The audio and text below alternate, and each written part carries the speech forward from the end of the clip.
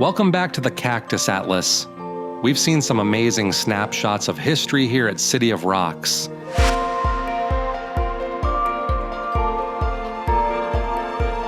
But it's time to continue onward toward Great Basin National Park. So let's hop in and get started on the long drive there. All right, I think that's gonna do it for our quick tour of this. That other turn there, I think, is where you'd want to go if you want to go deeper in. It seems like it's more about cool geology, like weird rocks that are good for getting selfies, stuff like that, back that way. A lot of picture opportunities, but I think we got most of that California Trail history that they mentioned in there taken care of, and that's really what I like the most anyway. So that was our little quick tour of City of Rocks, and I spent some time out here. I was almost out in these areas about an hour already. Killed an hour. Wow. That went by fast. I absolutely love that stuff. I did have a chuckle though when I was walking out of there thinking to what I was saying, and it's so true about the raunchiness of modern graffiti. Like, one that comes to mind is this place called Sasko, Arizona, a former site of like a smelter, like a mining town. And it served as a paintball, I think, area. It was popular with paintballers.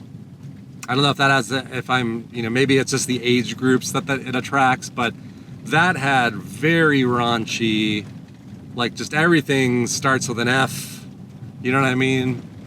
Like just really dumb, like stupid, just covered in it, you know?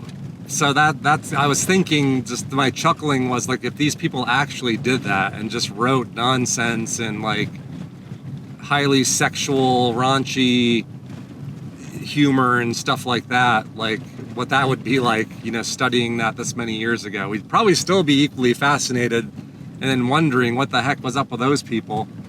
But I'm guessing these people just didn't have as much of a sense of humor because they were dealing with it, man. They were like in the middle of survival, right? They're just like, it wasn't a game. Oh yeah, that lady wasn't lying about the washboards.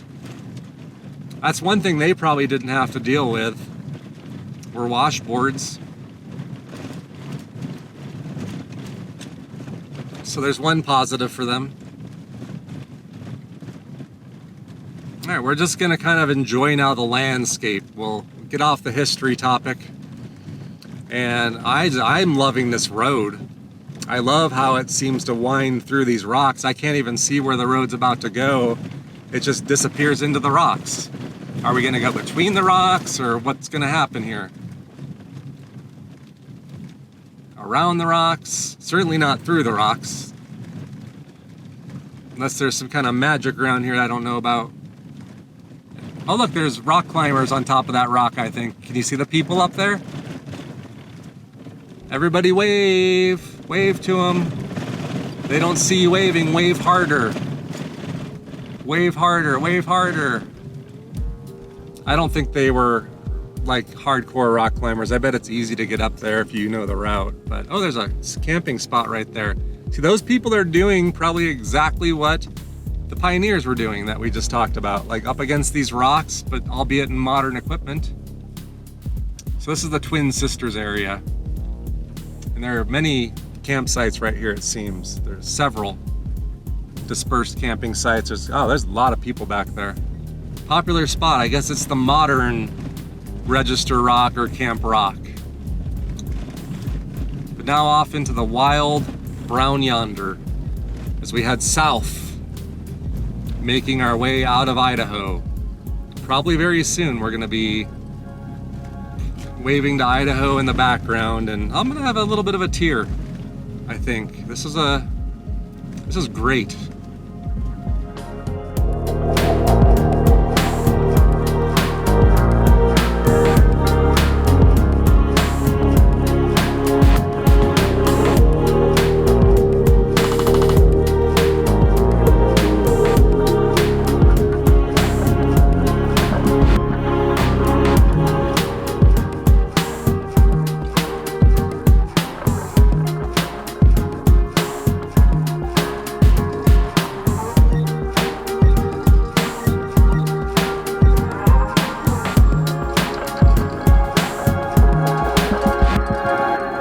these truly were the interstate highways of their time. I mean, the speed limits were a lot less, of course, but the concept is the same. I never really thought of it that way, but like, tell me how it's not really, I guess. It's kind of fascinating. And they had their little, just like on modern interstates, like I was saying, they had their little landmarks and places to stop. Albeit not as convenient, not as many convenience stores. You couldn't microwave yourself a burrito, but, you know, gathering places, you know,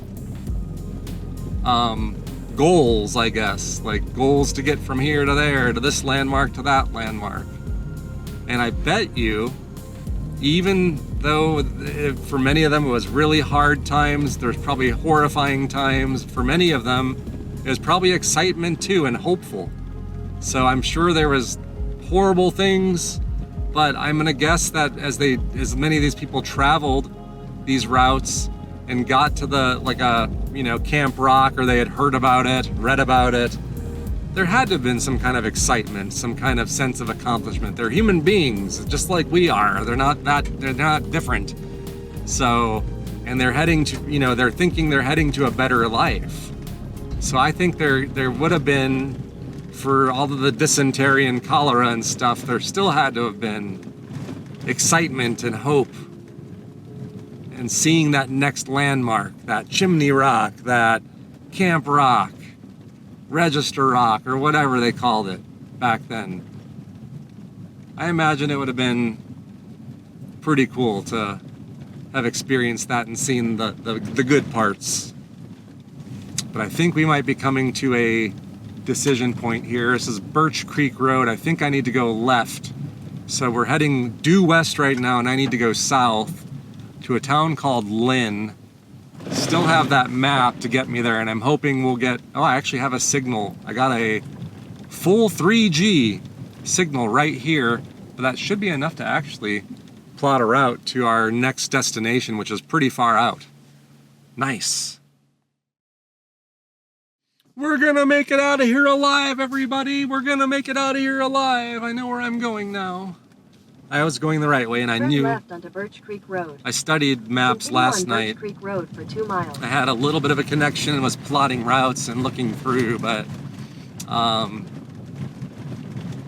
want to capture the moment because I think the state line is coming up pretty soon, where we're gonna go from Idaho into Utah, and this is that road that the lady said is gonna be Washboard Deluxe. I forget the company. There's some really heavy equipment, that, like big trucks that come through here. I forget if it is a power company or what it is, but she wasn't kidding. There's some fatties out here. We're in the final moments of our Idaho adventure.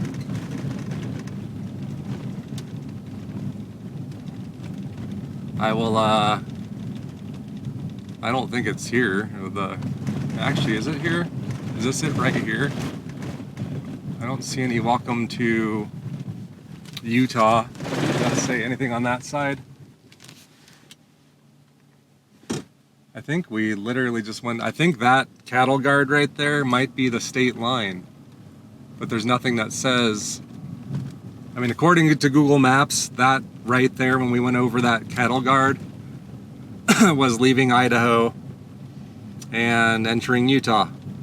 So now we are one more state away from my home state of Arizona, albeit in the extreme north part. Oh, I can still see Idaho in my rear view mirror though, and it'll remain in my heart.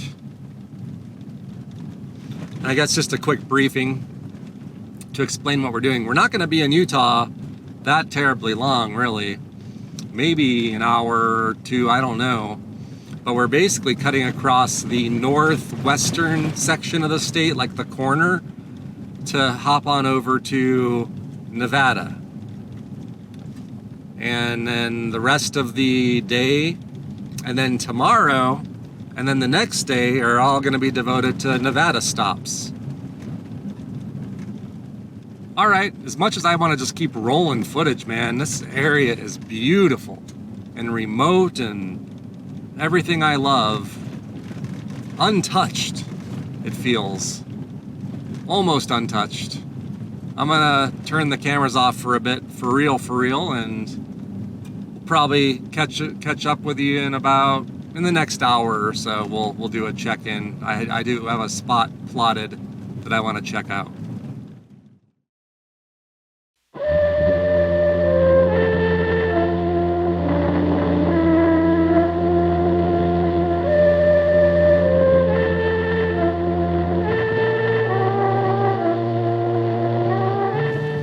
According to my Google map, we're in the town of Lynn, Lynn, Utah. And I was saying earlier, I wonder if I can get a cup of coffee or something there. I would say no. All I see are vultures. Look at that. There's vultures up in the tree there, like spreading their wings. That's cool. Or is that a bad omen? That was weird. I've never seen them do that. But there's lots of vultures here in Lynn. So no coffee, but lots of vultures.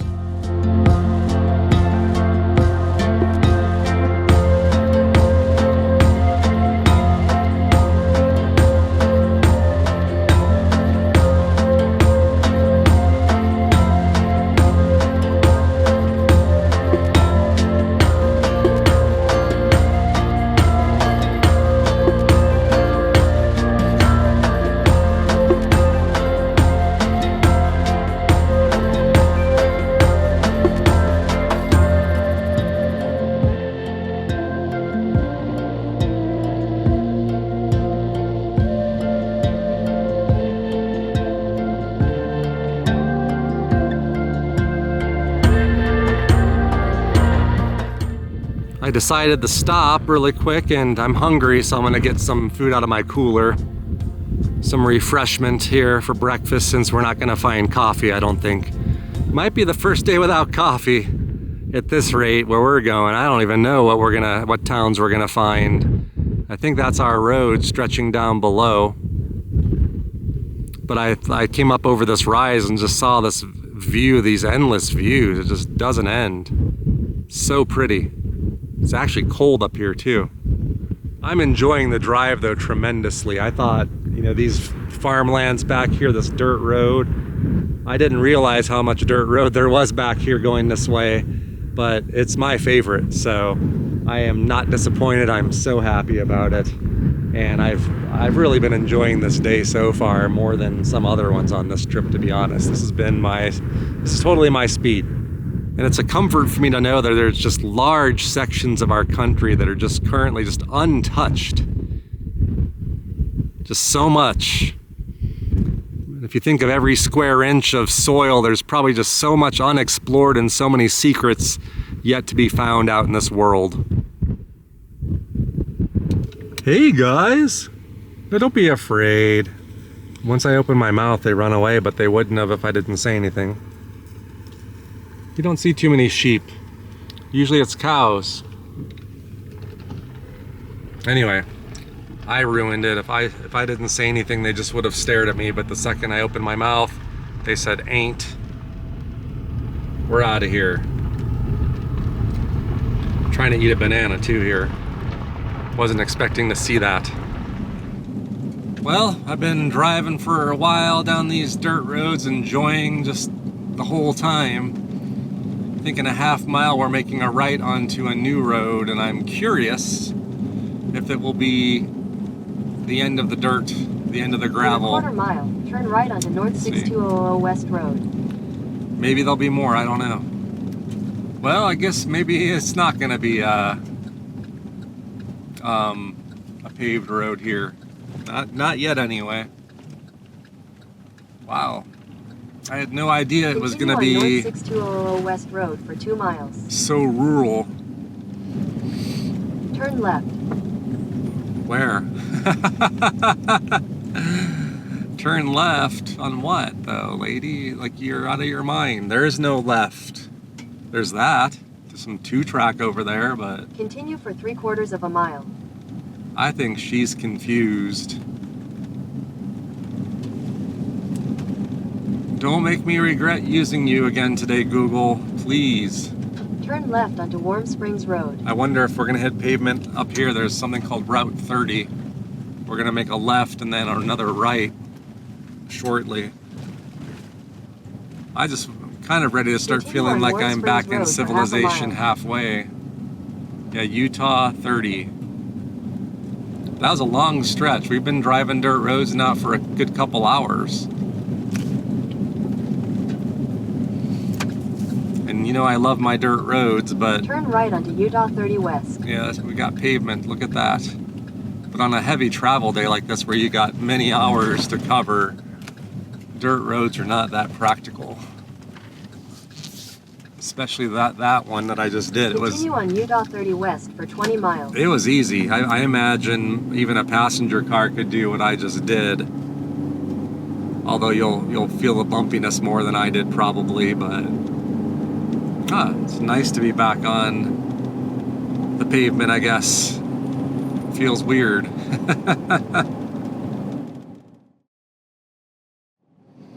All right, now we're racing towards Nevada. So, like I said, we've been cutting through the northwest corner of Utah, northwest of Salt Lake City. So I got to see a really cool part of the country that normally you probably wouldn't have much reason to be out this way, unless you're going to City of Rocks and you wanted to go the back way. But it was spectacular. That was actually really fun. That was a nice change of pace. But I could really use that cup of coffee, man. I could really use a cup of coffee. Am I gonna find anything, any services between here and Great Basin? Anybody have any, 'cause I figure once we get into Nevada, it's gonna be even more remote. And now that I changed the batteries, I'm purposely not gonna film for a while again. I need to make some time here. And it looks like we have 57 miles and we're actually gonna be on an interstate temporarily, Interstate 80 East. So maybe we'll find some hot coffee. It's 10:30 in the morning. I'm a morning coffee drinker. I'm not really an all-day coffee drinker, but if I'm gonna have a cup of coffee, I don't wanna break the trend with my gas station coffee reviews, so I feel like I need to do it, and I need one. I'm tired. Without my coffee, I don't know. I need it. I'm addicted to it, even though I drink 1 cup a day.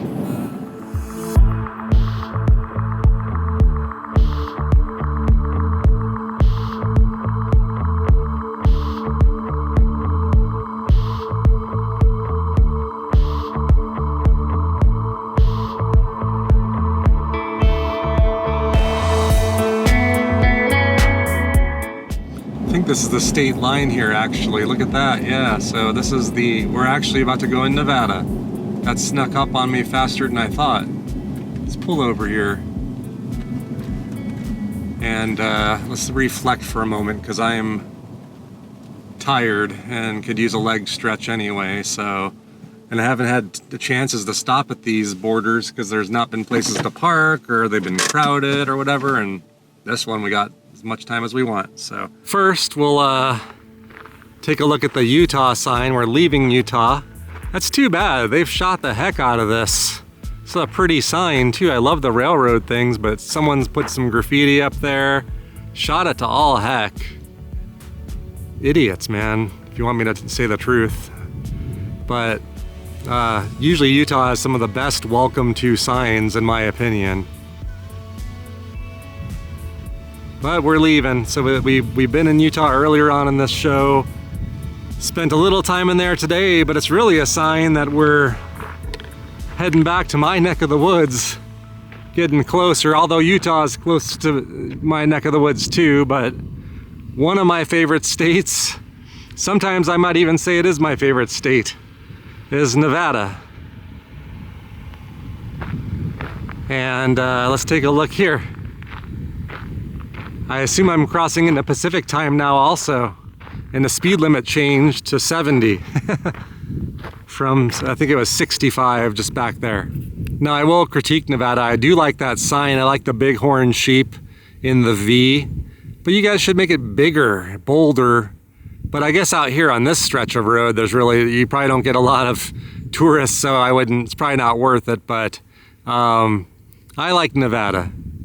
I really do. It's up there. It's a competitor for the top spot sometimes, especially because of the mining history that I enjoy in ghost towns. But to me, this is a moment, another state. We haven't been in Nevada yet on this road trip.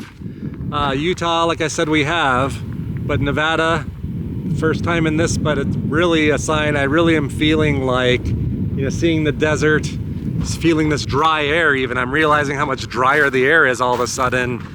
It's a reminder of home, a reminder of where I'm inevitably going here. And I have mixed feelings. I'm excited to see my wife, my cats. That's what I look forward to, but just a return to the city life, I guess. I don't know what you want to say. Not really in the city, but it's just not the same. But we have so many exciting things to see. Great Basin National Park, first time. So I'm really actually still looking forward, and we're not done yet.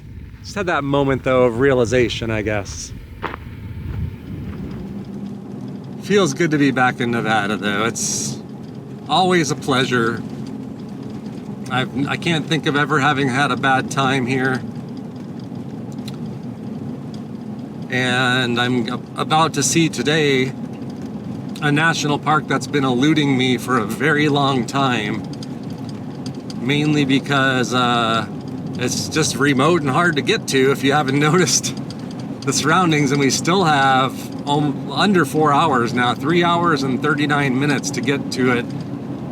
Coming up is a town that I've seen signs for it for a long time called Montello. I've had some hopes that maybe there'll be a gas station or some convenience store or something, but doesn't look too hopeful from this far out. Looks like a patch of trees and a few houses. It's gonna be an interesting one. Maybe once we get to the interstate, we'll find something. I don't think we're on the interstate that long though.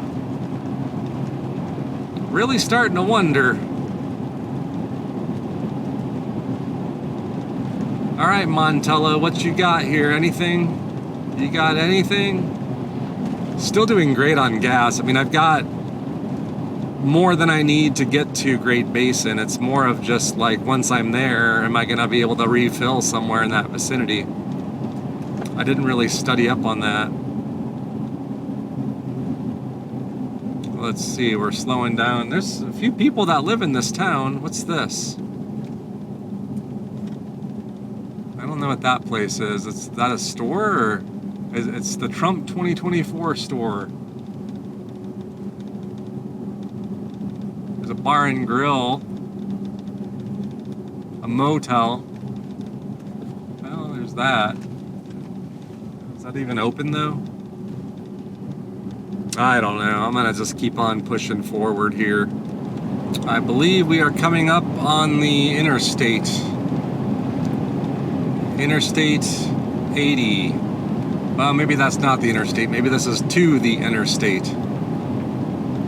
But I'm hoping that, so there's a town called Oasis. I think those two houses that I see on the horizon is the town of Oasis.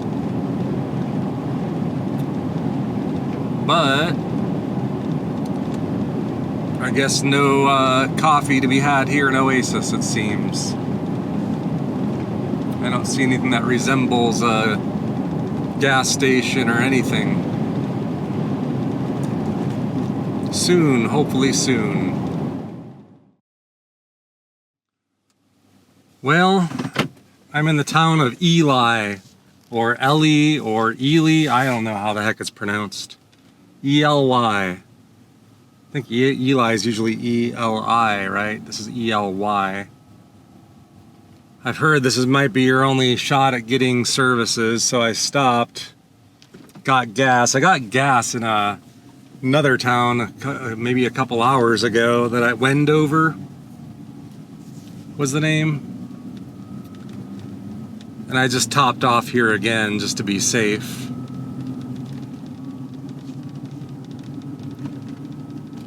All right, I'm ready to just get to this place, man. This day is actually turning out to be pretty rough.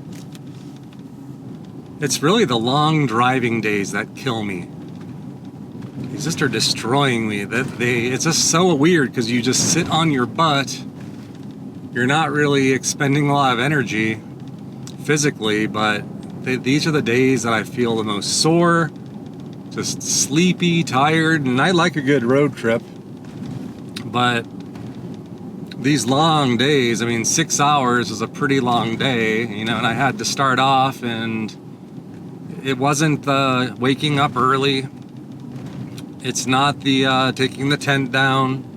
In fact, when I get there and I put the tent up, that's what's going to make me feel better is the energy, is moving around and doing stuff. But this has been, this one's been a little bit tougher on me than In most. a quarter mile, use the left 2 lanes to turn left onto US 50 East, Great Basin Boulevard. And we still have an hour to go. But I am looking forward to kind of escaping back into this Great Basin National Park. I've seen enough footage and videos of others to know that it looks really good. It's one of the least, I think it's like one of the lesser visited parks just because it's so hard to get to. But I figured on this CampVue Northern Tour, I was gonna call it done when I was planning after Grand Teton was done, and just kind of then maybe take 2 days to just drive home, drive halfway, stop, and just keep going. And then I thought, you know, how often do I really get a chance to go to Great Basin? You know, I've always skipped it, because usually when I'm taking a vacation, it's like no more than a week. Well, as I'm employed or have employment, I've never taken more than a week off at a job. And devoting time to come up to this area is pretty tough, because, you know, it's really a commitment to come way the heck out here. So I was looking at things and said, you know, if I kind of go a little bit more out of my way and head a little bit further west, I could turn this into, you know, something that logistically works better.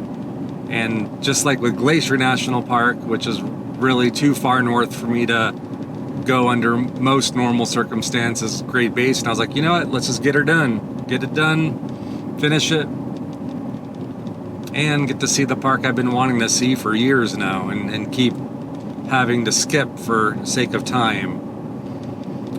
So I think once I get out, start setting up the tent, get settled in, I think I'll get my energy back and start to feel better. But yeah, it's a long drive today.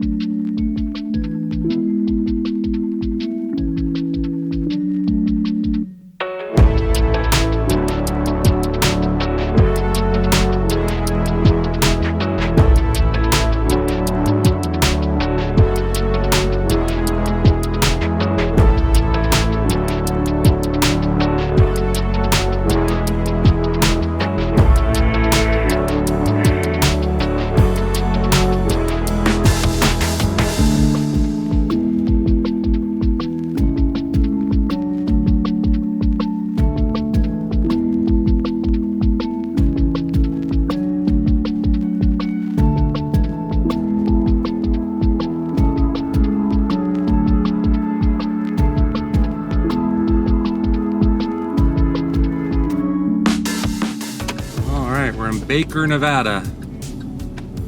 It's another small town. There actually is gas over there. I see a gas station. I don't know if it's open or not, but Continue on Nevada 488 West for 5 miles. a lot of old buildings that look like former businesses that may be closed now. But you had to go all the way around, like the whole dang thing, come up behind it to get back here. So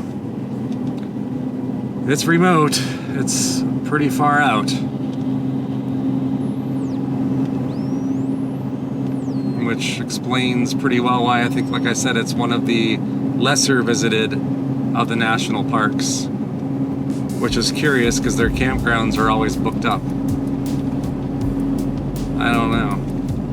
but we have actually about, I just replotted, I had internet back there, or cellular, about 4 miles to the campground actually, up this Wheeler Peak Scenic Drive, which is something I wanted to check out. I think there's some cool overlooks up there, and like I said, up on near Wheeler Peak, I think is a trail, or a portion of a trail that I'm gonna do tomorrow morning, a little bit of a hike, I hope.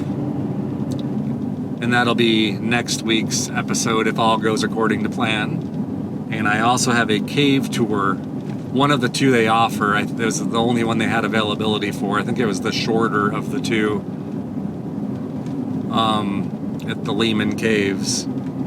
I'll explain in the next episode what it is, but that's like tomorrow afternoon around 2. So I'm hoping to do a hike and then a cave tour in one day, and then check and then just kind of drive around and see stuff. And I have to do CampVue drive-throughs. That's all scheduled for tomorrow also, but I might maybe knock out 1 or 2 today if I can and just get ahead of it. But we're so close now, so almost time for the reveal.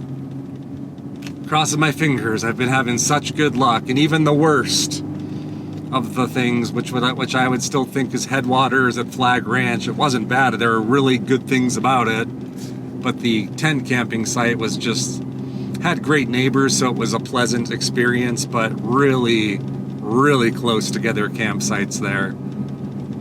So if that was the worst that I've had on the trip, then we're doing awesome, because that was still fun, and I still had a good time, and it served its purpose well. I just got a sneak peek, and I think I'm in love. I think this is a good, really nice campsite, actually. I don't know why I get 2 picnic tables, but I do. Let's show you my neighbors. So they're gonna be down there, but we're actually way back here. And where I see where my tent's gonna go is awesome. And there's a nice running creek, the sound of running water I get to hear. That's one of my favorite things camping, is to hear the sound of water. Somebody left me some firewood, I guess. But right here is a giant spot, huge for a tent. And it's got shade. Probably shade at varying times of the day, but it perfectly level.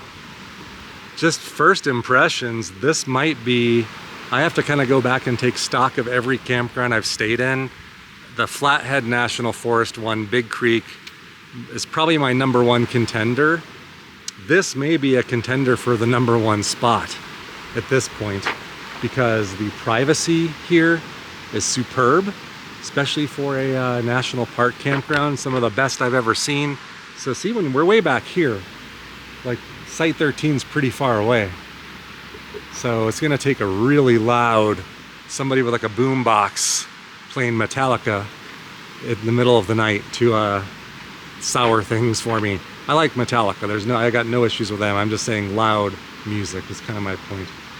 But anyway, there's a trail even here on my site, my own personal trail to the creek. I think this is also the first campground where I have both a fire ring and a grill. And I forgot my Weber grill, but I did bring charcoal, so I might be able to cook hot dogs or something maybe. We'll have to see. I have tin foil too, so I can keep things sanitary, I think. But look at this beautiful spot back here. Now there's no fishing here, I don't think. I didn't see anything about fishing, but relaxing here. I could bring my chair back here. Oh my gosh. This is like, there's more connecting trails to other sites, but look at this place.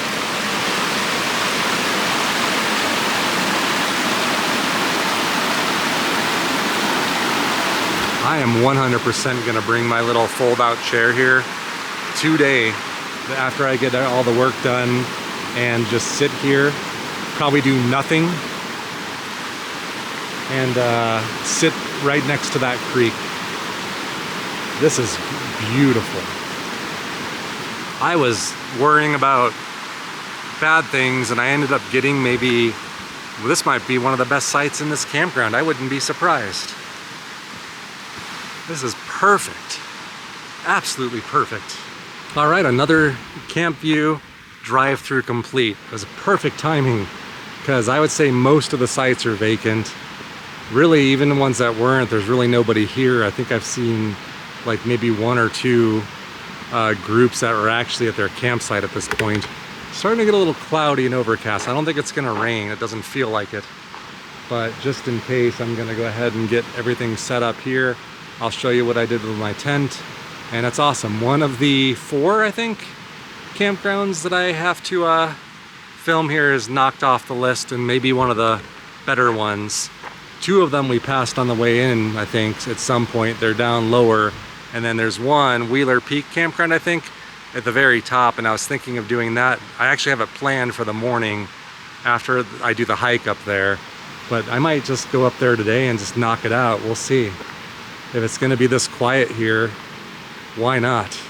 And I realized that that is the second to last time that I actually have to do a tent setup. So tomorrow I'm here again, so I don't have to mess with the tent at all. And then I've already kind of discussed it. Then I have to set it up one more time at Cathedral Gorge State Park when we leave here.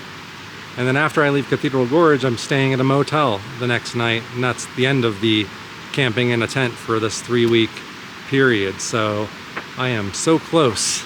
And I'm gonna go back here one more time. I was wondering if we'd have mosquitoes back here, and so far not. I wonder if it's because the water's, you know, rushing and it's not, you know, I think mosquitoes probably need standing water. So I'm hoping that this doesn't become a mosquito haven later.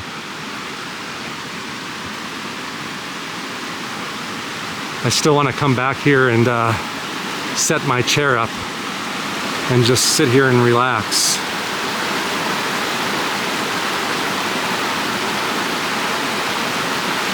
It's like, where is this water coming from? We got to climb the mountain to get a better layout. Maybe there's still snowpack up there, I don't know. Or maybe it's just from recent rains.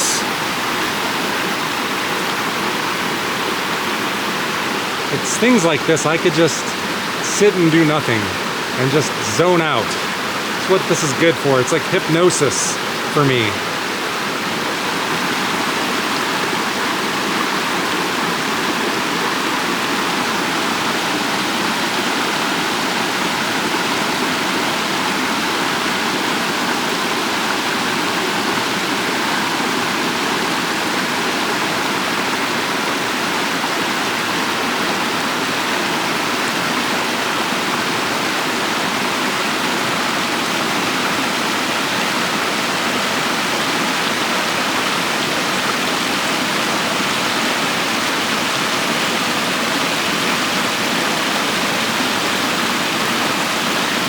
Well, I think maybe to round things out here, I don't want to just end abruptly because we just got here. I feel back to myself again. See, I told you, I just needed to get out and move around. And very quickly, in short order, I got my complete energy back. So we put that long 6-hour drive behind us. That was a long one. I don't think tomorrow's as bad, if I remember correctly. So we'll have to, well, or I'm sorry, not tomorrow, but the next day when we head down to Cathedral Gorge, but we'll find out. Anyway, I'm going to, I think I want to just take a drive all the way up to the top of this Wheeler Peak Scenic Parkway and check out what it's like up there, just very casually in preparation for tomorrow when we really dig in and explore the park. And if I find the campground up there is pretty vacant still, it's getting later, I may just leave my cameras mounted and knock that out now too. That'll be one less thing I need to do tomorrow if that's the case, but we'll have to scout it out and see. So why don't I get a cold beverage out of my cooler? And it's ironic I'm getting back in the truck, right? But that's all right. Now it's a different scene, so I'm good. Let's check it out. All right, to the top of Wheeler Peak. Maybe we'll find some overlooks or something on the way up to check out. And we'll not be spending a huge amount of time there. I want to get back here. It's 3:45 p.m. now. Should be Pacific time. All my clocks say the same. I'm going to enjoy this Rainbow Machine Naked Fruit Juice. I used to drink these more often I don't think they're they portray them as being really healthy and full of vitamins, and they do have a lot of different vitamins in them, but I don't know if it's the perfect model of health, even though they don't have any added sugar. They've got, let's see, I shouldn't be doing this here. A little bit of protein, but probably a lot of sugar. Where is the sugar? They don't even show it. I'm trying to, I'm not gonna, it's got sugar in it for sure. Probably fruit sugar, but probably not the healthiest thing ever. I know, but it's like I earn this. It's a little treat that I give myself after a long day. I think this is only the second or third one I've had on the trip too, so it's not like I drink them every day. But a lot better for you than soda, I'm gonna guess. There's probably more nutrients in it. And it was deep in the ice. That's the main thing. In my cooler, it was buried. So it should be ice cold.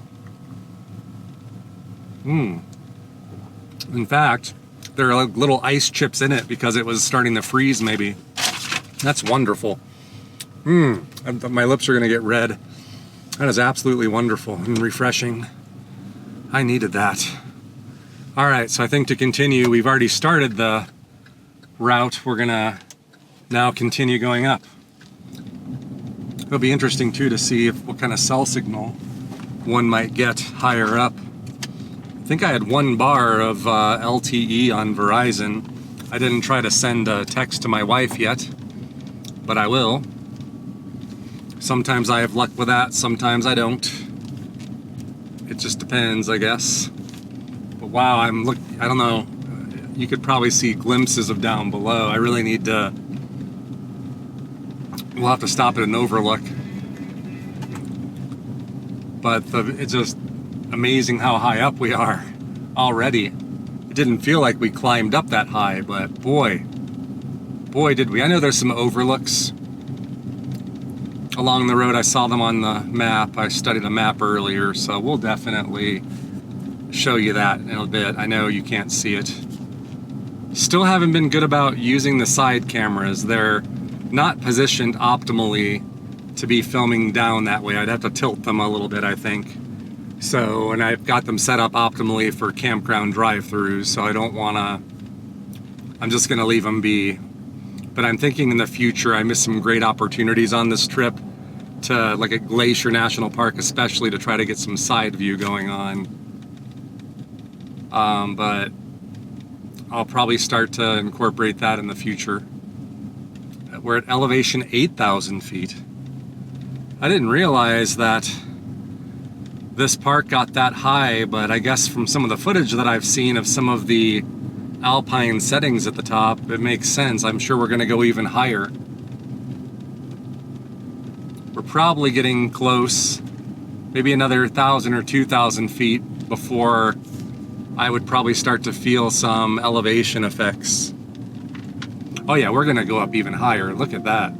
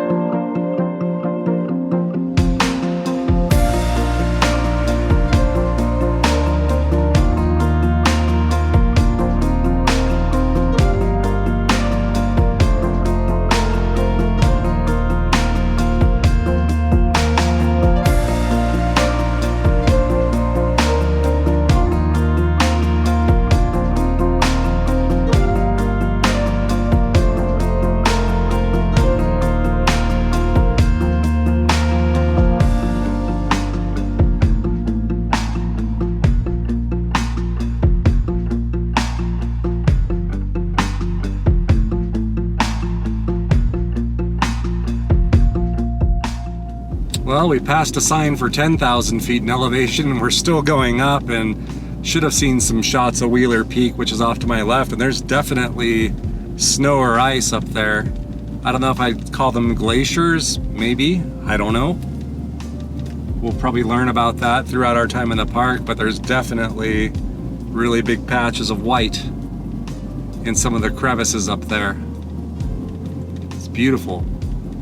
If we're at 10,000 feet, I mean, that's probably a couple more thousand feet easily to the top of that thing. I don't think we're going up there, but I could be wrong. I don't know. But you can see above the trees there, the mountains. Well, friends, cheers. Got it done. I did the Wheeler Peak campground. It was beautiful. An extraordinary campground, just like where I'm staying. I don't know which one I like better. Mine has the creek, but it's so beautiful up here at this really super high elevation. And I imagine it would be helpful to camp here if you're gonna be doing a lot of hiking up this high, because we're above 10,000 feet. So I think you're kind of in starting the range of having elevation sickness problems, especially if they're like summit hikes and things. So this might be a great place to acclimate. But it's just beautiful. And it's interesting how, you know, as we made our way up, you see different trees, everything just changes and is different. And I would say the vegetation up here I like the best, but I love where I'm at too. I mean, I don't know, that's a really hard thing to say which one's better, but you know, what I can say though is so far, you know, this might get like the National Park campgrounds of the year. Like, they're wonderful campgrounds. They're just beautiful and just well designed, and the sites seem spread apart nicely, nice shade. Bravo, bravo. All right, so this is Wheeler Peak overlook. They've got some binoculars here, but I want to show you if we could see the snow. Oh yeah, you can. You see the snow up there? So I'll have to read the little information packet I found. So to see, are those glaciers technically, or are they just snowpack? Is that where the water's coming from that runs through the creek behind my, where I'm at? I don't know.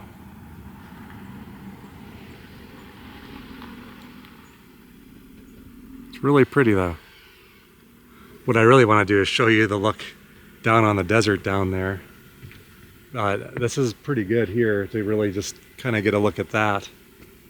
You see it really well driving up though. I think I got some good shots coming up here, but what we'll do is we'll drive down a little further and I'll try to get some shots looking down at the desert, because that was impressive. I feel like I'm in an airplane up here.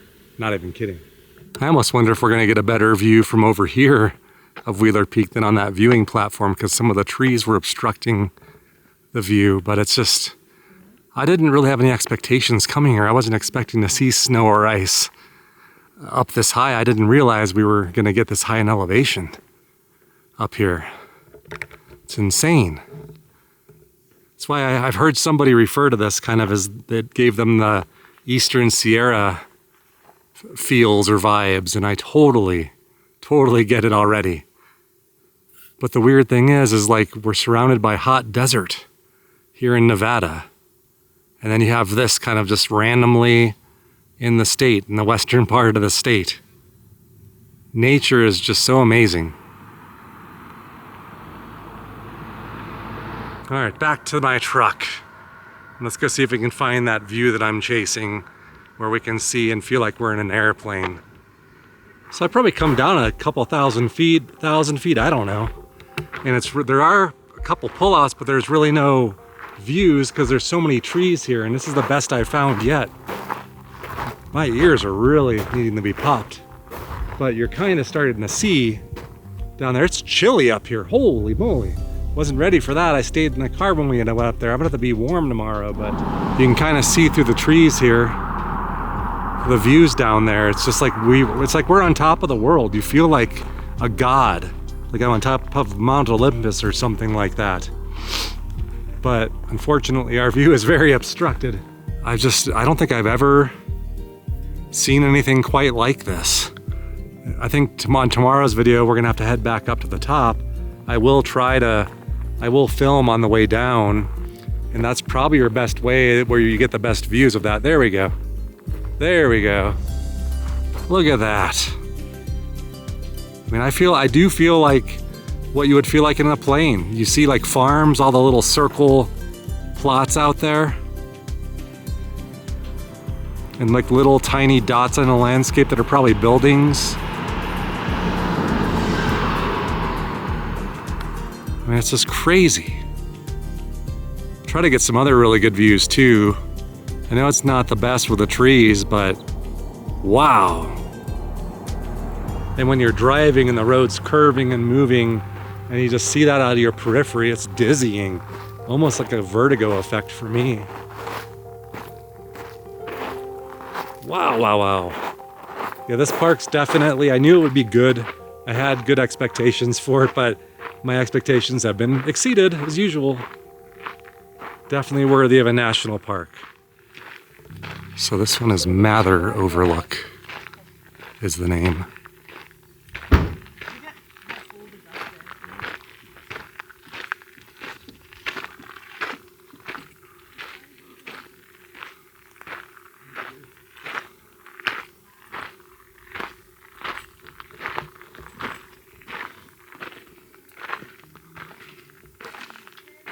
You can see, I think, Wheeler Peak again. You can't really see all the snow, a little bit.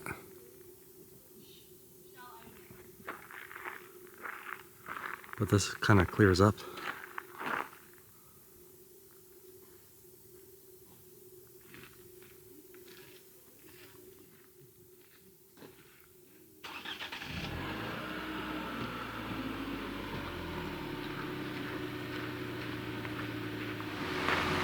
So basically, that sign is talking about glaciers, and it says that is still glacial ice left over up there.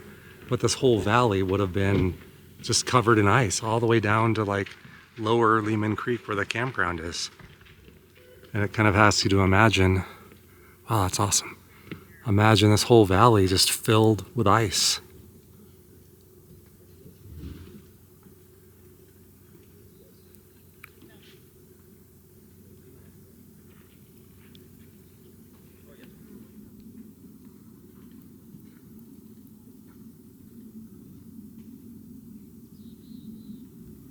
You can hear running water down there too. I bet you.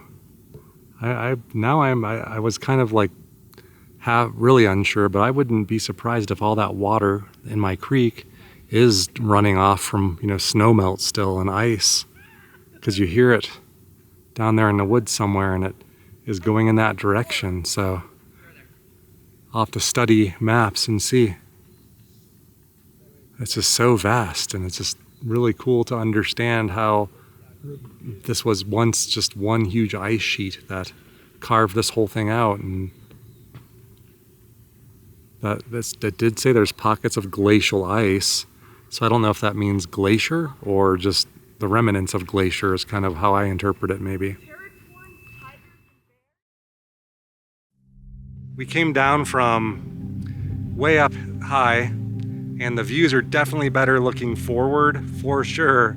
Going down, you get to see more of this kind of thing. And it's, even though we've come down a couple thousand feet, it feels like we're in an airplane to me still. And it's significantly warmer. It's amazing how much it warmed up just dropping 1,000 or 2,000 feet.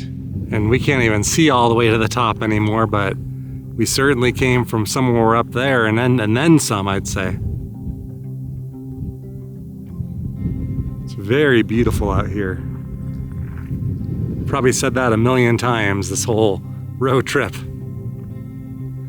And we just drove through all that earlier today, and it was just so dry looking and deserty looking. And then you contrast it with this. It's just, and you don't even tell, like driving, you can't really see the detail of this mountain to know it's covered in pine trees and all of these alpine vegetation up here. I'll have to think about where this park ranks on my list. It would rank pretty high for national parks. It's something unique. And it's just, compared to a lot of other places we've been, it's so not crowded, just like they say. So, you know, it is one of the more least visited parks, and I can attest, you know, at prime time of the year, I would assume to be up here, it doesn't feel like a national park. It feels like something else. All right, I'm back at the campsite, and wow, that was crazy. And I got what I needed out of it. I think I know the entire layout of the park now, basically. It's just that, as far as I know, it's that road. Now there are hiking trails, of course, but mainly that road up to the top. And then down at the bottom, I think the cave tours. I'll have to study the map because I don't want to, I could be wrong, but that's probably the gist of it. It's probably not the biggest of all the national parks, but it packs in a punch. Believe me, it's impressive. I can't believe I've not been here until now. I think we need to go back here one last time, but someone just kind of walked through here and is fishing. So, but it didn't look like there would be really good fishing in this little creek. I could be wrong though, I'm the novice.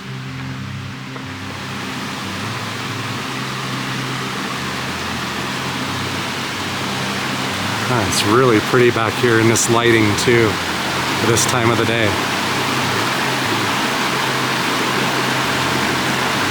Well, you know what time it is, right? But this is probably a very long video if I had to guess.